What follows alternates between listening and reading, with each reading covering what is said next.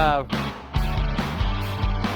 Alright, I think we're live. A one-man shop here. Kind of like it. Kind of like being a one-man shop. So welcome to Sober Talk. If you want to talk about your sobriety, you want to quit or whatever, please email me, tom@tommabe.com. Email me your phone number, tom@tommabe.com. Alright, here we go, guys.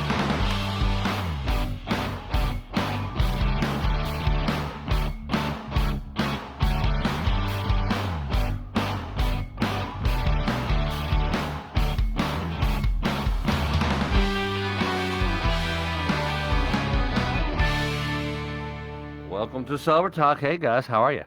Wow. So it's kind of a hectic day.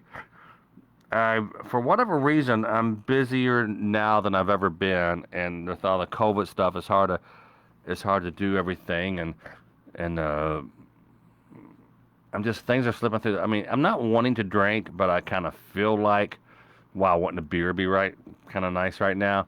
Which, stopping drinking is one thing, but figuring out why you drink in the first place. They say that drinking it's just a symptom of restlessness, irritable, and discontented, whatever. And they say that all drinking, all addictions come from some kind of abandonment and some kind of trauma. Yeah, abandonment could easily be with me. My father ran off ahead, leaving my mom. The painstakingly thing to raise 3 kids on her own, dirt poor. She was quite a drinker herself, and she dealt with it the best she could. So that was somewhat hard for her to do. And I remember talking to my therapist, and my therapist was like, I told her about my childhood and this and that and things. I said, just normal childhood. She's like, Tom, no, those aren't normal things. And I always thought my kids were overreaction because my wife and I would get in a little argument, and they would run upstairs and hide. Like, what are you guys running for? Jeez Louise, grow a spine. So it was pretty funny. But yeah, so to me, it has been, I got this app that I look at that tells me, I go to this app, and it's called My Daily Tool. And it says, today I am 46 days with no drinking. 46 days. Woohoo!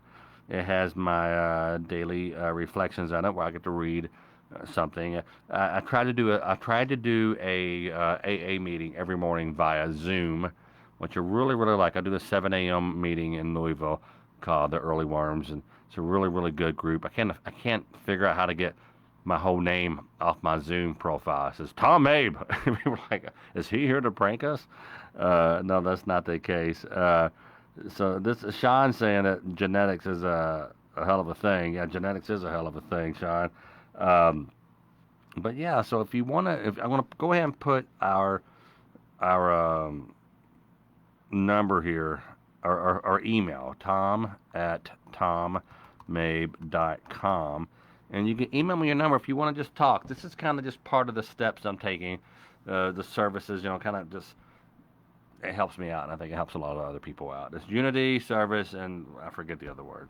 I'm new to the steps. It seems to be working for me, and I like it quite a bit. It's like it serves as a reminder not to drink, but it also is helping me learn how to be happy without drinking. Like I said, someone just put, stopping is one thing, but I just don't want to stop. I want to be happy. So that kind of works. So 46 days is out. Thanks, Ted Watson and James Johnson. So let's check my email real quick and see if anyone has emailed me. Let's see, Herbie Russ emailed me, but Herbie emailed me about some licensing, some footage. Let's see what Herbie, Dan Yessian, okay. Was really compelling. Everyone, I'm sorry, I'll have to look at that later. See, I'm multitasking. That's another thing that I hate. I got to be doing. Friends and family and coworkers, they'll be looking at me and then, you don't want to hear this. You're not even paying attention. Michelle, one of my assistants. I got assistant Carrie, and Michelle works for kind of me and Carrie.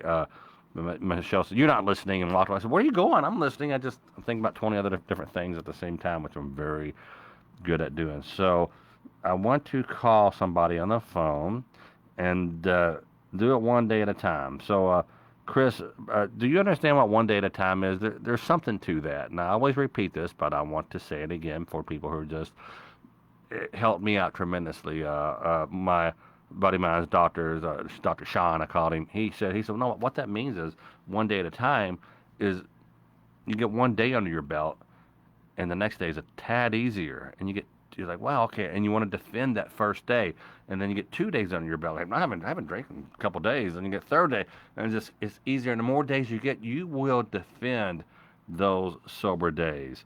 Um, so it's a B, brother. When's the last time you drank? 46 days ago. I think it was July 18th is the last time I drank. So yeah, it's no struggles. Again, drinking is just a symptom of other things. So I'm in the process of, yeah, hey bro, I've been drinking 10 years. A good buddy of mine, Jeff, he calls into the show. He went 9 years, but he said he was mad the whole time. He was just angry. But now he's really, really. If you're not too busy this weekend, can you come see me so I can help you? I will be. I don't know what that is. The But by the way, this weekend I will not be doing a sober talk tomorrow night, nor Friday, nor Saturday. We may do something during the day instead. I have shows all this weekend, which is going to be cool getting back on stage. But it's not going to be cool with tables so far apart. My buddy Donnie Baker was in town, and he said, come out and do some guest sets so you get your chops back up. And I did that, and boy, I had good shows, but they were really, the shows were, the energy was low in the room. Very, very low in the room. So,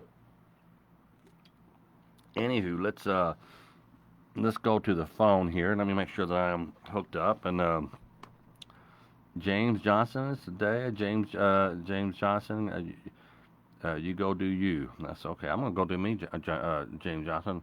Where did you find your email? Where do you? Okay, I put it in the comments. Let me put it on top here, real quick, guys. My email is So you see the Sober Talk links. Click on that because I am going to. That's a new page that I created, so it doesn't confuse the fans of comedy. Like, what's this? This ain't funny. People are watching this waiting for the punchline. And I'm sorry, this is no punchline. So I'm going to put my email here. Let's see. Email. Tom at tommabe.com. So if you email me your telephone number, I just put it there in the description of this. I will call you and we can discuss your journey to non-drinking and all that good stuff. So watch me put these headphones on. There's no oh, it works. Hey, it works well. I really like this mic setup and this new Rodecaster. What a great! I got some nice little. I can do it. Kind of cool. So let me go to the phone. Let me make sure that I am hooked up to the Wi-Fi and or the Bluetooth. Bluetooth is connected. All right, so we are going to call my friend Carl first, and let me see. Carl is a veteran sober guy, and he, boy, I really, really like his stories, and he seems very knowledgeable about quitting drinking. I think his path was always the steps in AA, but you can maybe try other things. So, all right, here we go. We are calling Carl. I think we're calling Carl. No, that's emailing Carl.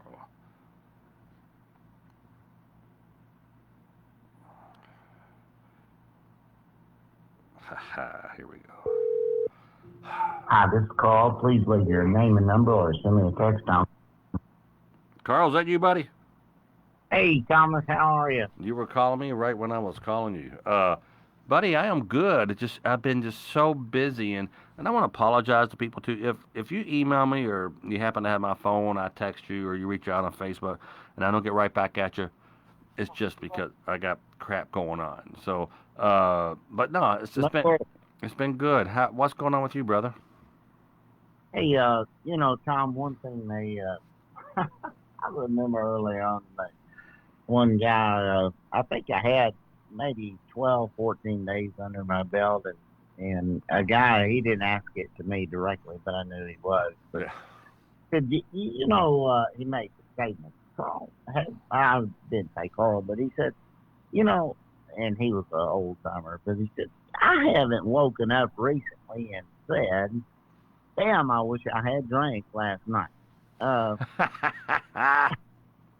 and that is the reality. You get that first day under your belt, Mm-hmm. and day you're not going to regret it. That does not mean that you're not going to want to drink, Right. but you're going to feel really doggone good. That's all I can say about that. No, And and I do. I feel good about it. I thought I would lose a lot more weight from not drinking, but I have to, Carl. I've been going out to our local Kroger on Taylorsville Road, and I'm grabbing, at 10 o'clock, chocolate fudge brownie with icing on it, and it's a big giant brownie with a brownie with anyway, just sweets and ice cream and this and that. So I told myself today after dinner that tonight I will not have a half box of Captain Crunch berries. I will I will go to bed hungry and wake up skinny. But hey, Tom, let me interrupt you, please. sure. The best thing you can do is get fat as a hog and not drink. I mean, we can take care of the eating situation later. But I'm a good looking man, Carl. I don't want to be heavy and. Well, to- obviously, all the I'm totally that. teasing. Totally teasing with. But I do have to when I get heavy, it's hard. Steps are heavy. Steps are harder on me, and I have a small chest cavity. So when my stomach gets bigger than my chest, I get winded real. I'm like fat and skinny at the same time. You guys heard me say that a million times. But you're right. I'm not drinking right now. I feel good. I'm not drinking, and I'm on the road to being happy. I'm just trying, and I'm figuring it out. I'm really figuring out a lot about myself and my uh, self-serving motives and my ego. I have a huge ego, man. I really and a lot of, but my insecurities are kind of going away. Self-pity is going away, and so I feel good about that because I'm learning why I am like I am, which is a cool thing. That's why I think that the road I'm taking is the steps, the 12 steps, and hey for go, everybody. It doesn't matter alcoholic or not. They really do. And you make a great point. I am so glad you keep making that point because that is important. what point is that? That the 12 steps work for anybody. It's not just AA. It's Yeah, not alcoholics. It really, those steps work. And even though I don't actively participate in the program anymore, I probably need to. But really, Tom, those steps are critical. yes, sir. And the thing that I have found over the years, and when I stop doing this and I start just getting back into myself, it's all about me. All of a sudden, a few days later, it's like, whoa, things just go awry. And And you you start want self-medicating with beer, liquor, or whatever you're doing. Yes. exactly. And you at least start thinking, I don't want to feel like this. See, that's the thing I think a lot of people miss. Alcohol is used to change the way that you think or feel for anybody, Right. whether Right. you're beginner or whether you're an old time drinker. You want to change the way that you feel or think. I've had females, oh no, I just want a glass of wine because I enjoy the taste. No, for real. I Some mean, I do, think Carl. I'm telling you, my wife could drink a glass of wine, and it kind of calms her down, and she's happy. But I have to drink the whole bottle, and that's you, yeah. Go ahead. that's a truism. That's a truism, Tom. And that's the way it begins. Uh, and fortunately, there are a lot of people, maybe 65, 70% of the population, can continue to do that.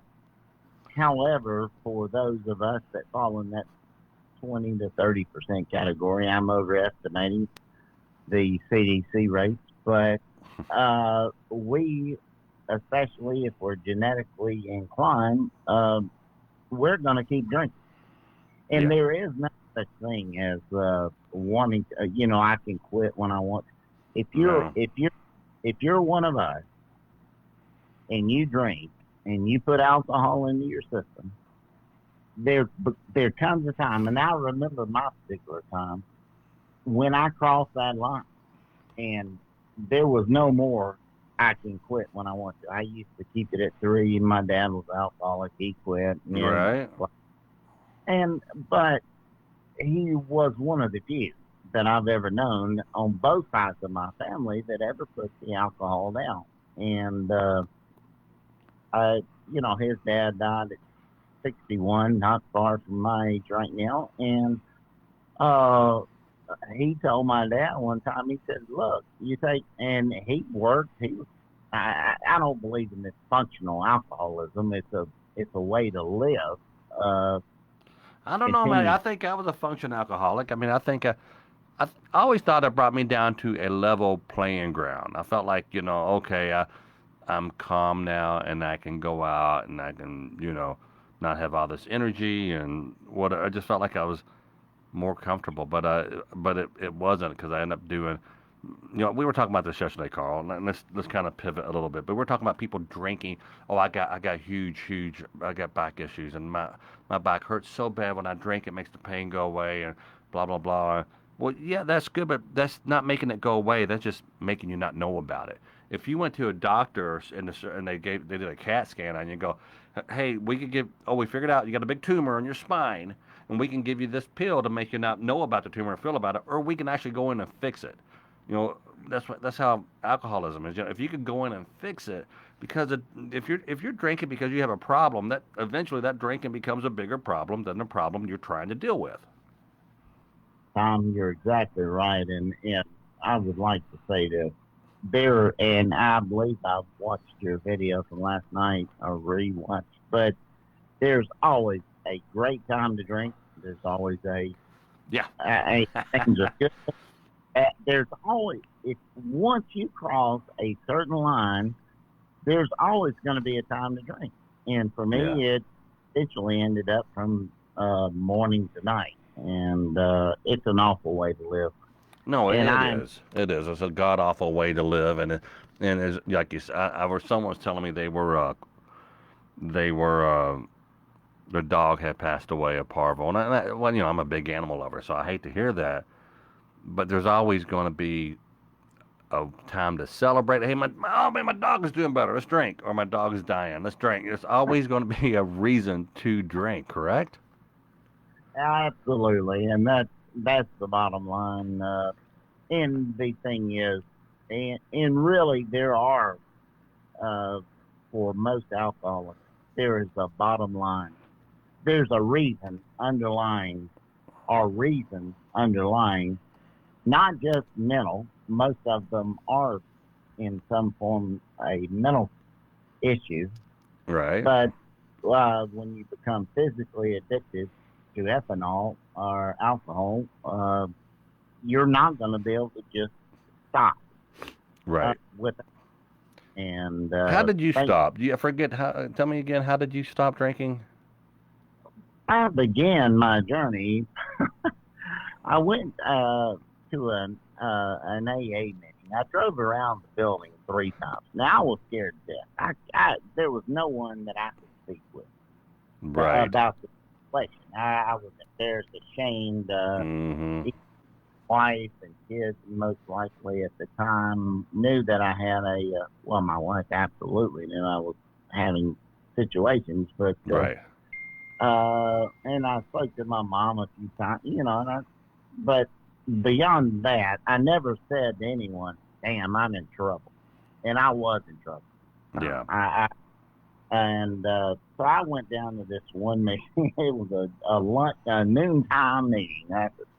Hell, I got to start somewhere, and so I went down there about 20 miles away. I drove around the building 3 times. I said, "No, I'm not going in. They may have. I don't know what this stuff is. Right. Swing, kicking and screaming. Yeah. They're gonna trap me in here, and I'm gonna be dead." And finally, I went in, and the great thing about that first meeting, and that was the beginning of my real sobriety. And when I went in, I did not know my brain was not functioning well enough to realize that these guys were talking about or talking to me without talking to me, if you Right. understand what And so I said, oh man, they're going to do this first step thing. I hit it just right today. And now mine was sitting right next to the door.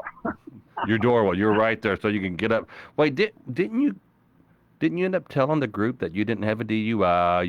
You're financially secure and all this. And what happened after you told the group that you didn't hit your rock bottom wasn't that bad? That was about 5 or 6 days later, and I kept going. I never would say anything, Tom, but I kept going, and I wanted to hear, Mm-hmm. uh, realize that, and I truly did not understand that other people had this same issue that I did. I mean, Yeah. it was absolutely remarkable that well, I said, wait a minute, if they're describing the exact way that I feel and think and have thought in the past, and I said they may be on to something here. Yeah. And you had everybody from 3 months or 1 month or all the way to 30 years in the room. And how? And And you've been 20 years yourself, correct? no, no, no, it was since 2012. Um, and I don't, I'm not a counter anymore. So, Right. Okay. Gotcha. Have you slipped? but Have you slipped since yeah, 2012? I slipped. If you want to call it a slip, my slips are immediately, what the heck are you doing? Uh, Immediately, if not before. And I will suffer through the consequences if I start and drink 2 drinks or did. I would immediately say suffer through this and let's go home, whatever. And it would usually be in the evenings, and then I would remember why.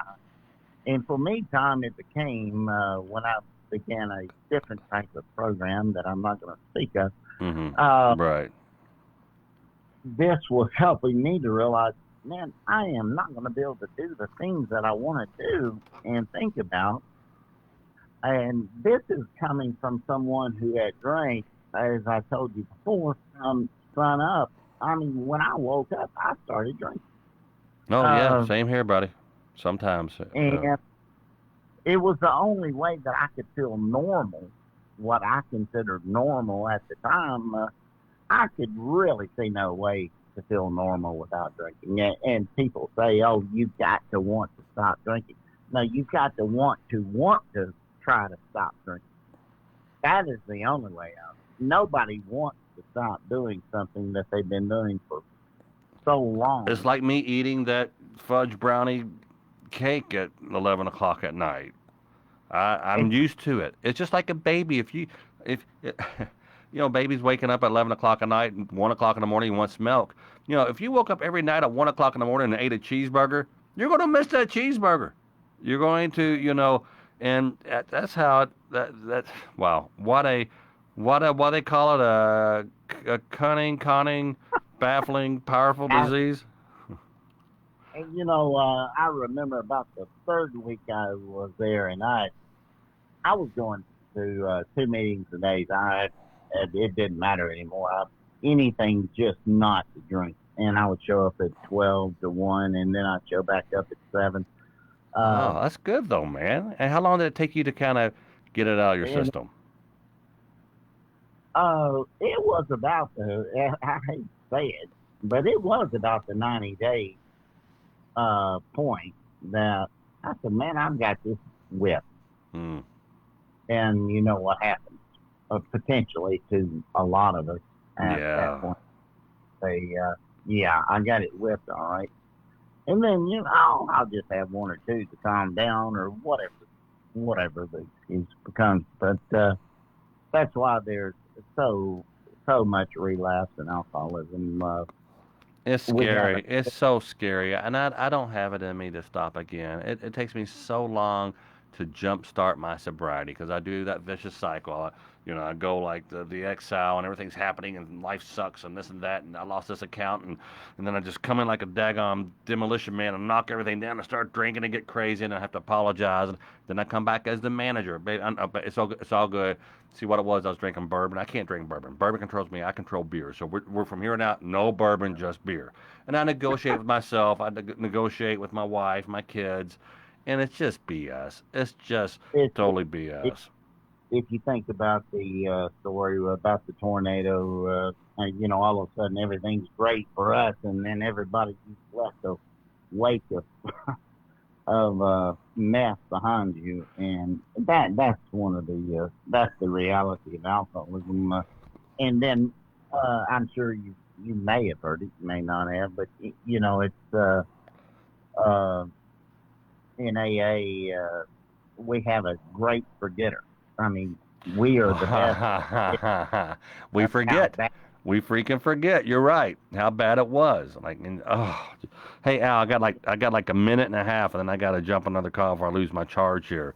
Yeah, no, go ahead and jump No, on that call. Man, this is I really needed a wake up call. And for I do not really know how you appeared on my screen. were you Uh, struggling a little bit? Were you I, I struggle all the time, but no, I don't really. But you need wake up calls you need reminders if you reminders? are.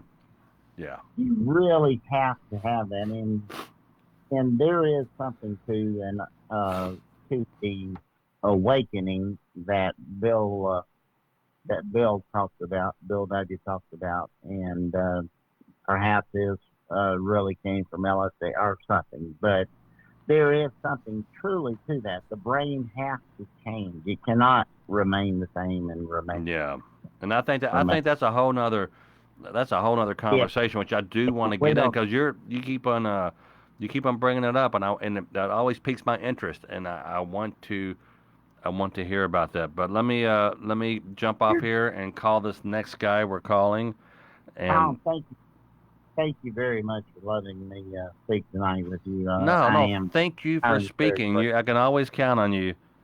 Um, I can Yeah, always count on you. Just it's and you've been there, so you haven't drank since 2012. You slept a couple times. It sounds like, and yeah. but no, man, we will talk soon.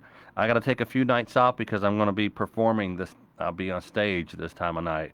Uh, so, buddy, I And will go ahead. Tom, are you able to post some kind of schedule when you're going to be on?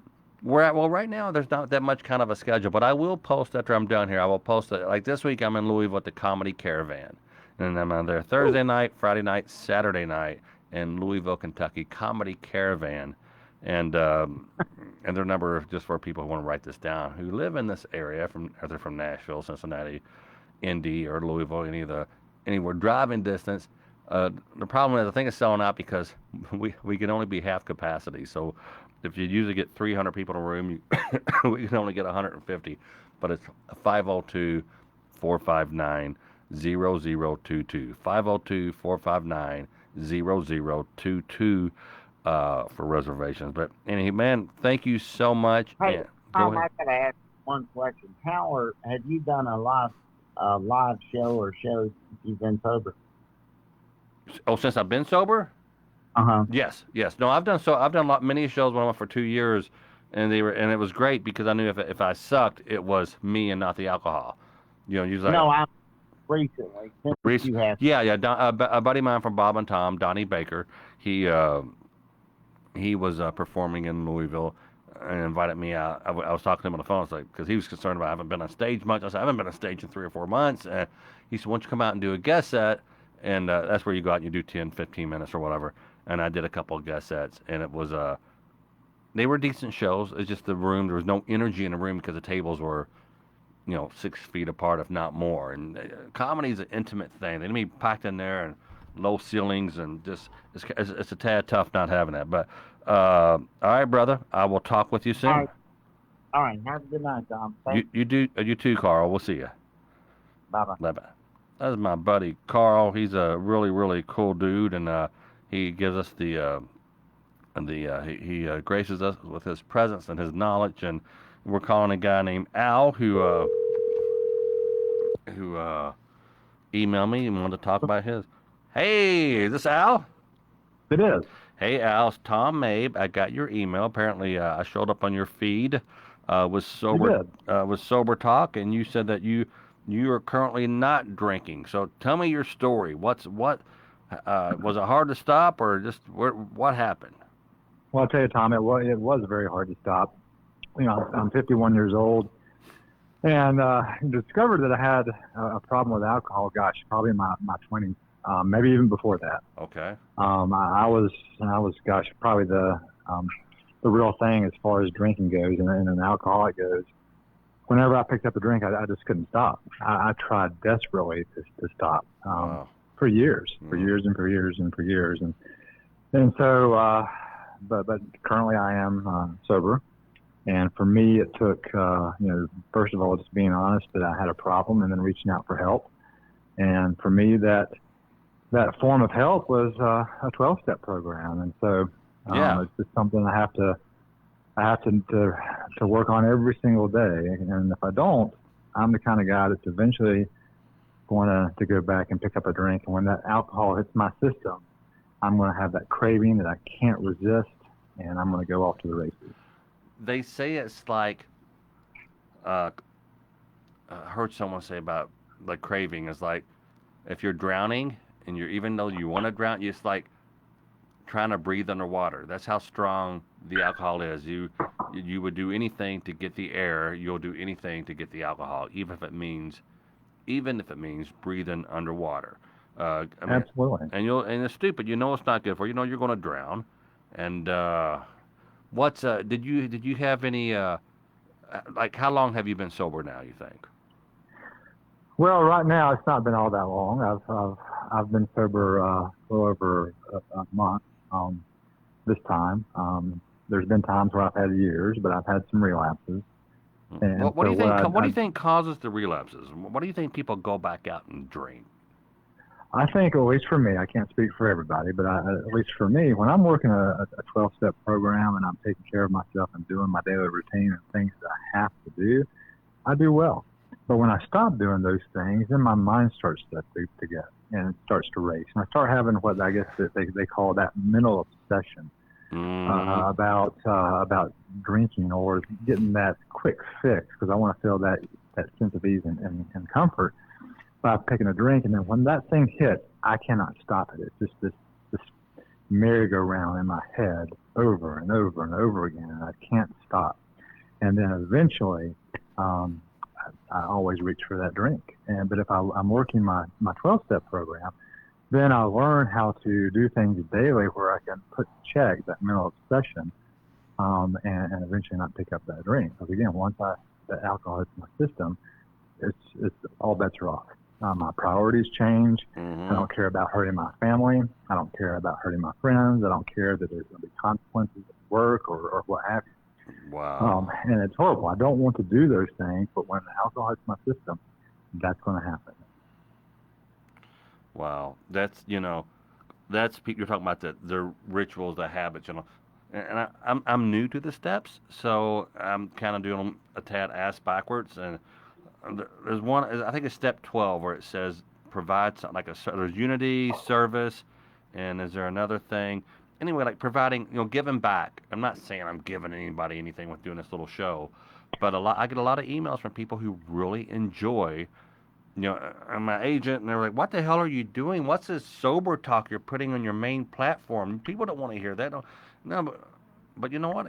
I do it every night around 8 o'clock, most every night, and it's just like in the morning I'll get up at 7 a.m. or like 6:30, have my coffee, and I'll go do a AA meeting on Zoom, and it's Hmm.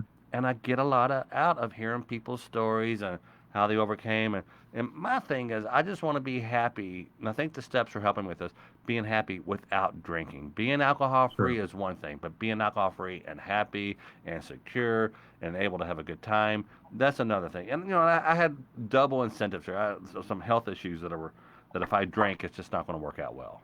I'm going to Sure. die. I want to die a drunk. I'm going to die an alcoholic, and I will die sooner than later if I continue to drink. So I'm hoping that my health is stronger than my willpower. You know, the need for good health is stronger than willpower. But I like the you said your routines and you do your nightlies and your dailies or whatever you said. You wake up in the morning or whatever. But when you stop, that's when you think you're okay and you forget how bad you were. Yeah, when I stop doing it, it's sort of like taking your medicine. People say you have diabetes and you take insulin every day to put the diabetes in check, and so you won't have a flare up or eventually die. So just like Hmm. for me, with alcoholism, I have my daily medicine. For me, it's coming from the 12 steps, and it tells me in the book that they have in the 12-step program, it talks about what you need to do every day. Basically, what kind of medicine you got to take every day. Just little steps here and there, and little things here and there that you got to do every day, Right. so that you won't go and relapse, and eventually your disease won't kick in. And so that's what I'm trying to do, is keep my disease at bay. And what you mentioned earlier about the helping people, the whole 12-step program started with with one drunk helping another drunk, and then that's the whole thing about Isn't that amazing? That is yeah, so just giving back, amazing. and you have to give back to someone what's been freely given to you, and that's what helps me when I reach out to another person that might be suffering. I may not know someone, I can meet them for the first time, and if they're an alcoholic like me, we'll bond immediately because we have so much in Wow. common. We have so much disaster and turmoil and grief and despair in common, and so that's what motivates me to keep on helping people. And one of the reasons I sent the message for you to call me. Wow. Yeah. Well. Thank you. And that's Oh, by the way, that Dirk told me that the three things: unity, service, and recovery are the three things. So the Yeah, service. So right now, I feel like I'm kind of doing a service to myself more than I am anyone else. But it is cool to get emails from guys like you who caught the show and they just want to talk. And it's yeah, absolutely. 'cause, a lot of people don't want to go to AA. And for years and years, I refused to go to. I'm like, no, I would go to one here and there. I'm like, golly, it made me want to drink because I never found the right meeting. Uh, Yeah, but absolutely. but I'm liking the Zoom my Zoom, my little home meeting that I do today. They were talking about going back. I'm like, daggone, I gotta get up at 5 a.m. so I can drive to this meeting. Mhm. I'm kind of digging the Zoom meetings, but I can't imagine being in person with some. Have you done in person meetings before? Oh, many times over the years. Like I said, I was first introduced to the AA program back in my early 20s, and so I was sort of like, gosh, I'm in my early 20s. I don't belong here. Everybody's so much older than me. And so the Uh huh. reason, what I did is I found the differences in other people instead of finding the similarities. And so I really have to have meetings so I can have that connection. Zoom for me is okay, but I do like the in-person meetings because I can actually see a face. I can feel the emotion a little bit more than I can over Zoom. Yeah. So I do need to have the meetings quite regularly for me. Whenever that's going to happen, there's not a lot of that going on right now. Yeah. But yeah. So going back to the service, it's basically a recovery of the mind, body, and spirit. And the recovery of the mind is in the 12 steps. The recovery of the body is by going to meetings, whether it's Zoom or in person. The recovery of the spirit is like sharing and doing service work, sort of like you're doing with your sober talk. Yes. Yes. And that you said the spirit. I'm sorry, my ADD kicked in. Repeat. What's sort of like the sober So talk? so me as an alcoholic, I have a disease of the mind, the body, and the spirit, basically. Right. And so that's what I have to recover. To do that, the recovery of the mind is working the 12 steps of Alcoholics Anonymous. Recovery of the body is I have to just, besides doing the 12 steps, I have to join the fellowship, like going to meetings, whether Right. it's Zoom or in person. And the recovery of the spirit, they sort of call that what's called the spiritual malady. That sort of creates a mental obsession to drink when we put down a drink. And that's doing service work and carrying the message to other alcoholics. Right. Okay. Because I've tried everything over the years. I've tried to switch from beer to or liquor to beer, from Mm-hmm. not swearing off this, swearing off that, swearing I won't drink before a certain time of the day. I won't drink during the week, and I do that, and then It never lasts for again, me. I tried. maybe last 30 minutes. Yeah, I've gone to bed many nights just drunk, and the stairs are, part of my problem is I get alcohol-induced cardiomyopathy, Hmm. and I'm getting like, there's been times like if someone broke in my house right now, I couldn't get to my phone or any kind of a steak knife or anything to protect my family, uh, because I can't move. The cardiomyopathy, I just my heart wouldn't pump hard enough. It'd be like having a gigantic, Silver Eagle tour bus with a little tiny bitty four-cylinder Chevy Chevette engine in it. That's how my body was too big. My heart for my heart, because it wasn't strong enough to pump. And I would go to bed going, oh my gosh, I got to stop this. I'm killing myself. I got to be here. I got kids in colleges, and I got different things coming up, and I can't die. I just can't do it. I can't die yet. I can't afford to. I can't leave my family hanging like this. And I go, no, tomorrow. So I swear to God, God help me tomorrow. Don't let me drink tomorrow. And I did that for months. That same thing every single night. It was Sure. insane, Al. It was ridiculous. It was so. It was awful. It's freaking stupid and awful. Uh, I couldn't help myself. I just could not help it, and finally, this is I've quit many a times, and I've gone years, I've gone months, I've gone weeks, and this is the first time where I'm really adamant about, hey, I've tried everything else, nothing works. Uh, Yeah. uh, What? I have to. Well, I tell you, for me, I'm sorry, I didn't No, interrupt. go ahead. No, for me, it's like, I had all these consequences over the years. But when I wasn't working a program, all those horrific consequences, all those disasters that I created by drinking didn't come into mind. It's like, well, it'll be different this time. It's not going to happen this time. But, I drink and the same thing, if not worse, what happened. So I'd have these repeated consequences over and over and over again. But the way my mind works with alcoholism is it makes me forget those consequences if I'm not working a program. And so I've had, you know, marital issues, and I've had family issues, and I've had job issues, and I've had health issues. I can't tell you how many bones I've broken when drunk.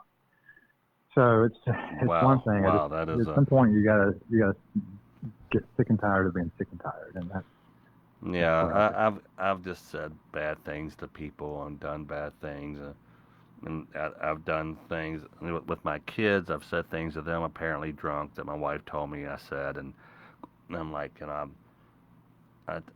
my only I got it, both my kids still live at home, so I tell them, well, here's the t- I, here's the one good thing about this. You can learn by my mistakes, and you can see you'll learn by my mistakes, and know and recognize when you start drinking or whatever that you may be wired like me, and if you're wired like me, well, be careful because it's not good. It's not good. So I No, don't. Yeah. So I'm trying to make it right with with everybody. And there's some people. My kids may never ever really forgive me. I mean, I never hit a kid or nothing. I've never done anything really really bad. And but I have said things that were not good. Apparently, I told my wife. She said, "What? Why are you so unhappy? Why are you so unhappy?" And my kids are in the room. And she said, "What do you want me to do?" I said, "I want you to go in the nightstand drawer next to my bed, grab my gun, and come down and shoot me." That's how unhappy I was when I was drunk, and that is just insane. And sure.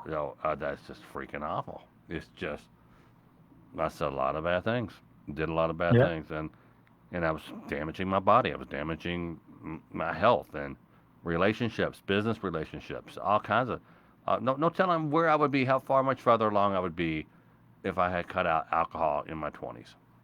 I mean, I'm happy where I'm at. I got a good family. I got a decent career, but no, who knows? I mean, I have a Yeah. lot less heartache if I was sober. Well, it takes what it takes, and luckily I've been given another opportunity, and that's why I'm trying to seize this one and work those steps. Um, like my life depended on it, because it does. Yeah, yes, I understand where you're coming from there. So you think this is it? You think that you may go out and drink again, or you hoping this is the? Well, I've had times in the past, as I told you, where I've felt pretty confident. I've worked a program, and then I slack off and I go out and drink. Um, so all I can do, of course, I don't want to. I feel firm that this time it's changed because I've done things, I've experienced some things, and I had to go through certain things this time. But all I can focus on is today. And when I get up tomorrow, I'll try to repeat the same thing I did today that kept me sober. And then hopefully that day will turn into a week, it'll turn into a month, it'll turn into a year. So I feel good. That's why I wanted to reach out to you, and maybe something I said might help somebody because it helps me. Well, I'm seeing a lot of comments. People are getting a lot. Again, this is like our own little community here on this 8 o'clock hour, and it's like our own little, you know, this. I don't want to call it a meeting because we're this. This is not an AA meeting. I highly recommend an AA meeting, but this is just where we can just hang out and vent and talk about it. Because, man, I think a lot of people. I was embarrassed for years to let anyone know that I had a drinking problem. Then I was, I catch myself taking all the, secrets or what's the, mints and gums at 3 o'clock in the afternoon when people come to the office for a meeting because I had been drinking beer. Sure. I was supposed to go out to California this month, a week and a half, to for a couple meetings, but I canceled it because I don't trust myself. I canceled it. I canceled it tonight. I called and said, "Hey man, I'm just not going. It's too soon for me to go out there and because I always been when I go out there. Hey, this, on the plane, on the way there, just ready to just drink like a rock star, party like a rock star, and it may be a tad soon for me to do that, but I feel confident, and that's the smartest thing I ever did was because man, if I would have gone out there for a week and I started drinking while I was out there, I would have been so pissed at myself. I would have said, "You piece of shit! Why did you do this? Why?"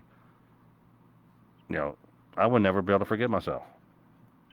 Well, a drink sounds good in the moment, when you're in that session. But then once you take that drink, I have that a vague sense like maybe this is not too smart.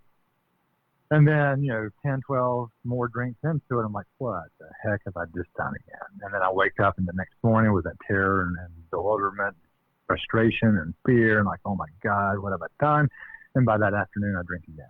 And so that's just the cycle. So when I get sober, and work in a program, for a while, I've got to stay away from certain things that may trigger it. I can't go to bars and just hang out because I'm trying to vicariously live through somebody else. I know that. And I may have to avoid certain people for a while and avoid certain things, do certain things for a while.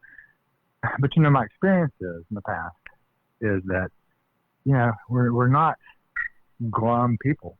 We can be happy people and have adventurous lives.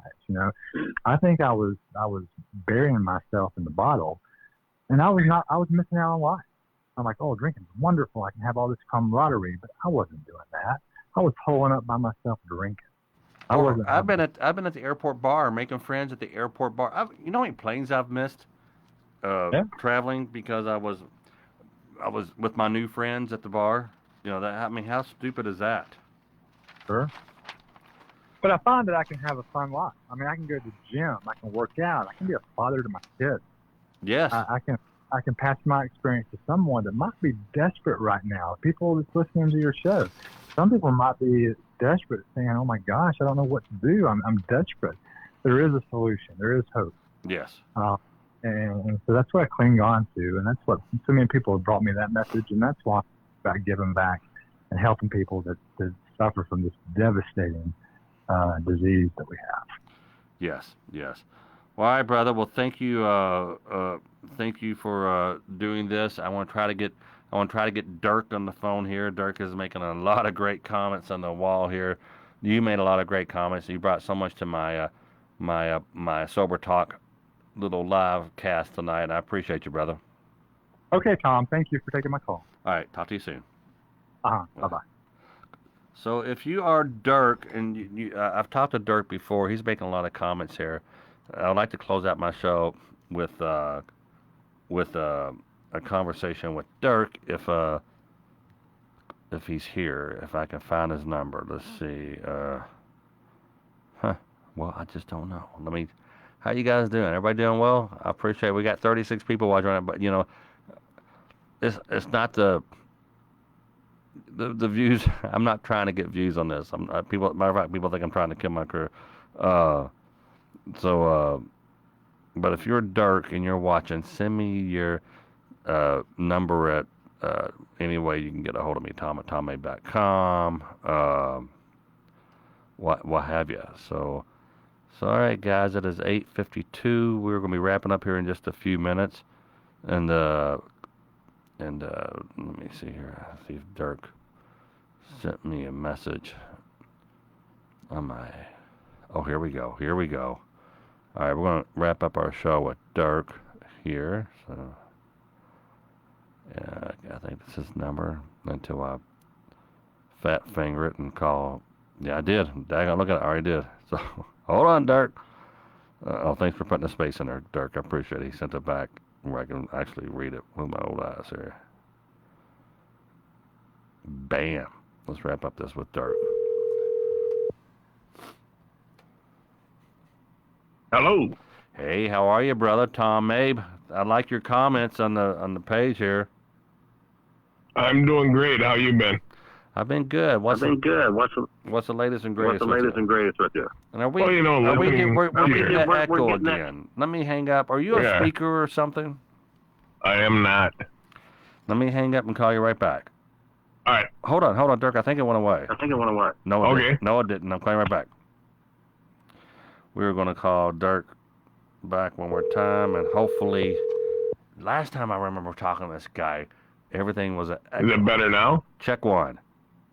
Can you hear me? I can. So you said traveling was a trigger for you. Tell me about that. Yeah, it's a time when I first sobered up. I was working for a company where I was on the road a lot. Yeah. And they would want me to go do overnight stays. And to be honest with you,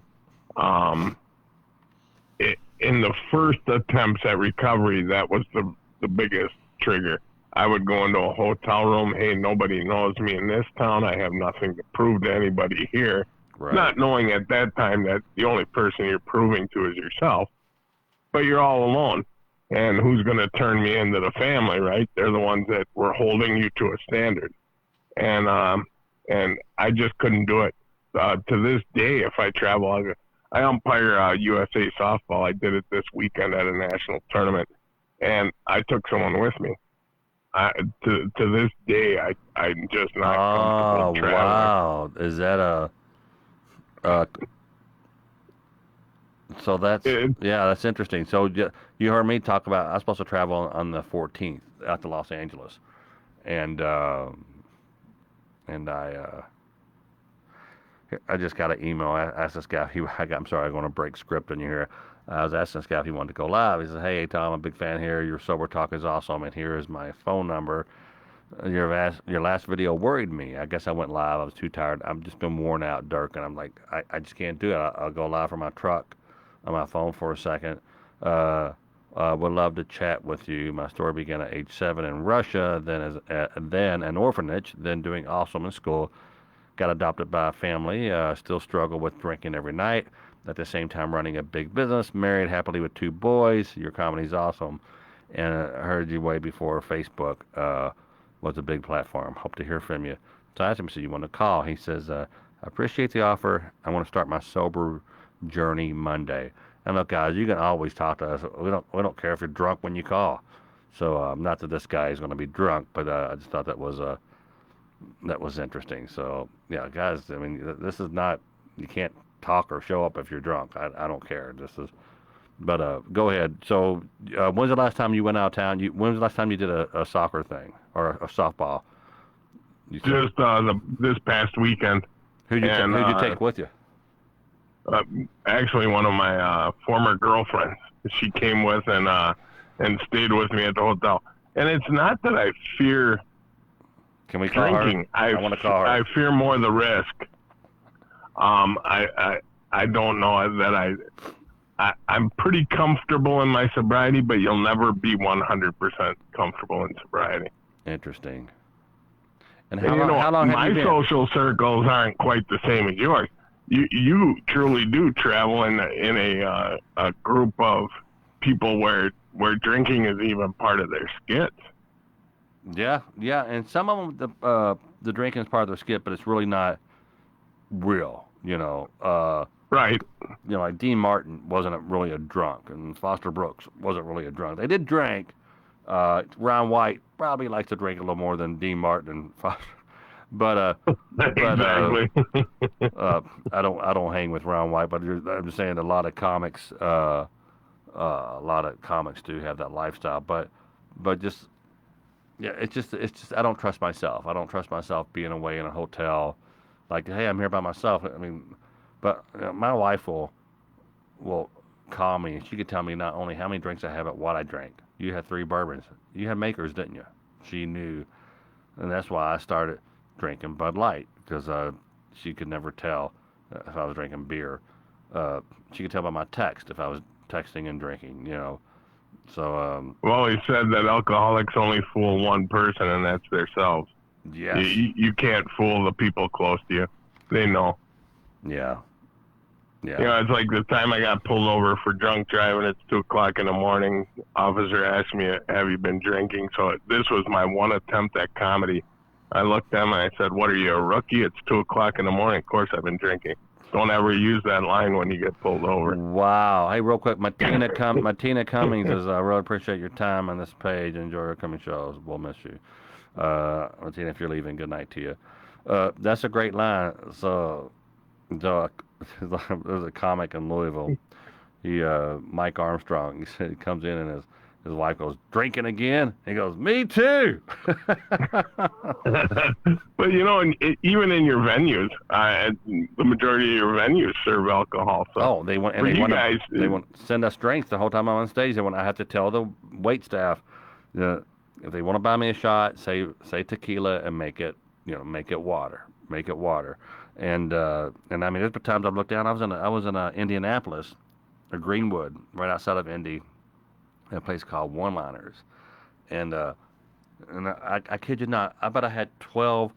They were trying to get me drunk, not knowing they were too drunk to know that the bartender and the waitresses were bringing me up water, and it's like I had a fake like I was kind of buzzed and drunk. Like it was quite humorous, but they want to buy you drinks. It's amazing that when you're on stage and you're a comic and you say, what are you too good to drink with me? I'm like, no, I'm peeing blood, so I probably shouldn't.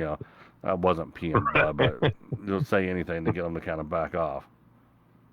And I think that just to notice or to recognize the fact that traveling and being in those venues is going to be a trigger, get a little more stable in your sobriety, and you're going to find that you can do it. It may be a white knuckle for a while, but you'll be able to do it. Yeah, I think so. I mean, I've been on stage since I've been, and I went 2 years, touring, not drinking, and I used to love 2 or 3 beers before I got on stage, and it was a great feeling. But when I get up there and start repeating jokes, then it's a problem. So. Yeah, I had a counselor one time say to me, we were in a session, and he said to me, "Well, the last thing you want to do is drink." I looked at him and I said, "You got to be nuts. I love drinking." Yeah. Drinking. I got rid of that counselor and found another one. Well, Dirk, everything. Now you're in Wisconsin, right? Everything. You guys are. I am. You guys are in the news. Your state's in the news quite a bit lately. Hope that all plays out the way it's supposed to play out. Yeah, that's actually my hometown, Kenosha. Wow. So hopefully. Well, yeah, hopefully it will play out. Well, brother, thanks for letting me call you. It is 9:01. It's 9 o'clock. You guys wasted just a bunch of time watching me talking about drinking. So, no, it's never a waste of time. It's a great service you're doing for people. All right. Dirk, I appreciate you, buddy. We'll talk soon. Okay. All right. Bye, buddy. Bye. That's Dirk from Wisconsin. I want to thank Dirk. I want to thank Al. I want to thank Carl. Everybody who let me call them. We don't care if you're drunk. We don't care if you're quitting Monday or whatever. If it helps you to talk about it, if it helps you to listen about it, I know it's helping me. So I love you guys. I'm going to get out of here, and we will talk with you soon. All right.